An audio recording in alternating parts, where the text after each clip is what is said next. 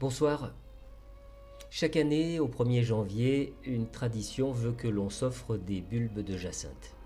Et la consigne est d'arroser chaque soir la terre avec une seule cuillère à soupe d'eau. C'est tout. Et ensuite, jour après jour, plusieurs fois par jour, je regarde les fleurs vivre leur lent travail d'ouverture, de jaillissement.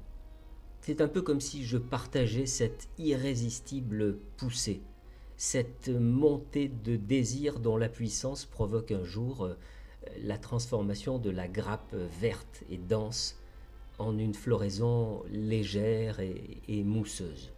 Et chaque année, c'est le même étonnement. Chaque année, c'est la même jubilation, juste une cuillère à soupe d'eau et attendre. Eh bien, j'ai le même étonnement régulièrement dans d'autres circonstances. Notamment lorsque je vérifie combien le temps passé en thérapie par un patient constitue souvent le temps qui lui est nécessaire pour arrêter une décision déjà présente en lui. Alors évidemment, je ne veux pas dire que ce temps lui est inutile, loin de là, mais juste souligner combien très souvent la décision apparaît en filigrane dans la parole, dès le premier entretien, enfermée dans la gangue des résistances, prisonnière d'une quantité de bonnes raisons empêchant de la transformer en acte. Bonnes raisons, évidemment, bonnes à ce moment-là de la vie de cette personne, parce que tout le travail qui va suivre va modifier très profondément cette espèce d'aménagement. Vous voyez, c'est un peu comme de l'hydraulique, une question de pression dans des circuits.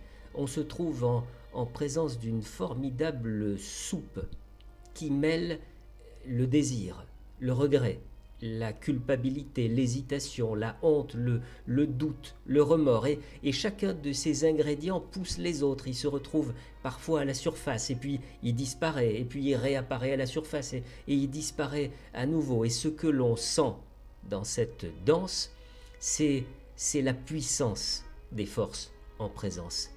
Cette tentative de la part de chacune d'elles de l'emporter, de prendre le dessus sur les autres, cette bousculade violente qui ébranle souvent le patient en silence, jusqu'au moment où le combat trouve son issue. Victoire écrasante, armistice, négociation plus ou moins longue, et voilà qu'émerge un nouvel aménagement qui va ouvrir la porte à la possibilité de poser enfin l'acte décisif. Et qu'a fait l'analyste?